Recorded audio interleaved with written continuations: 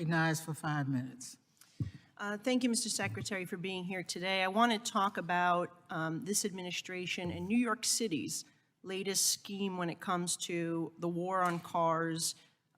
This is a pure cash grab, and it is the congestion pricing plan that was passed by the New York State Legislature and signed by our governor and supported by the mayor. But I'm certainly opposed, and I think that this is simply, to try to impose a $35 fee, potentially, to connect, to drive within your own city. It's just completely outrageous, and it adds to why New York is such a high tax state, not only dealing with the high gas prices, the highest probably among, one of the highest in the nation, but high tolls. We have the skyrocketing costs of used cars. Everything has gone up, right, in terms of if you want to be a driver. And people need to drive to get to where they have to go, particularly in cash-starved communities. In New York City, we also have speed cameras. You name it, we have it, if it's going to collect cash, unfortunately. But this is what I seem to believe is another cash grab by our city and our state. It is going to be the first in the nation. Okay, and with that, I understand that also the Federal Highway Administration has responsibility to oversee an environmental assessment or an environmental impact statement. I believe, being that it is going to be the first of the nation, we have a responsibility to do our due diligence, and we should be conducting an environmental impact statement versus a simple assessment.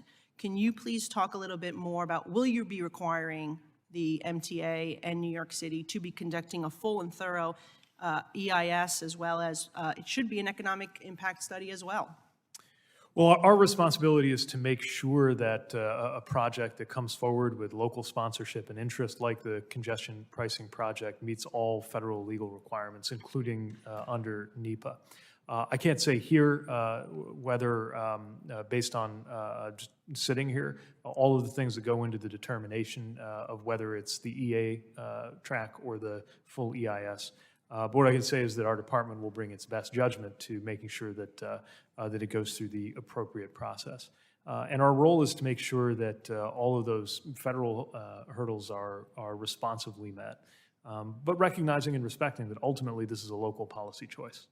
Yes, but first of all, there is bipartisan opposition among legislators and members of Congress from the New York, New Jersey area, as it will have a significant impact on our constituents who are already struggling to get by and make ends meet.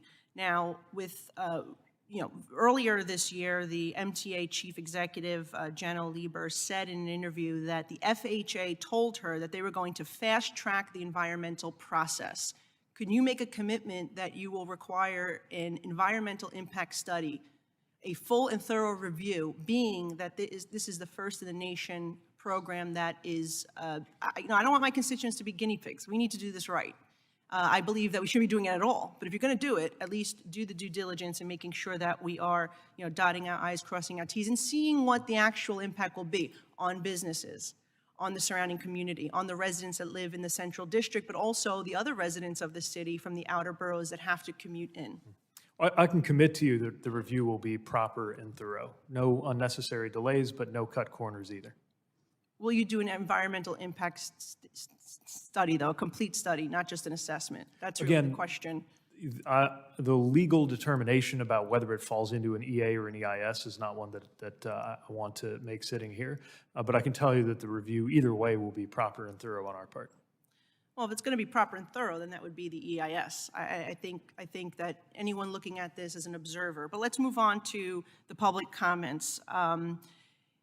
How are you going to make sure that the public knows that this process is fair, that it's transparent, and it's not coming at a predisposed arrival at a determination already?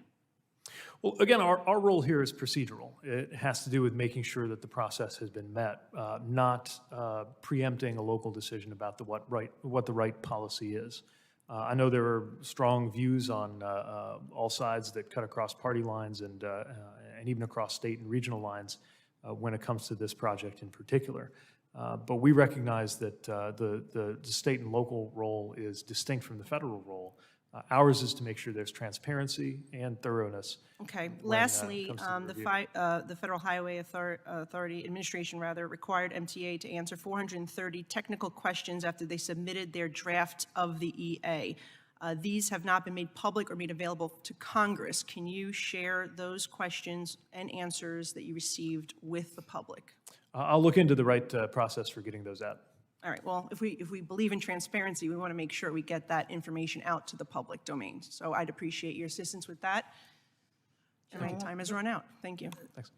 Gentlewoman's time has expired.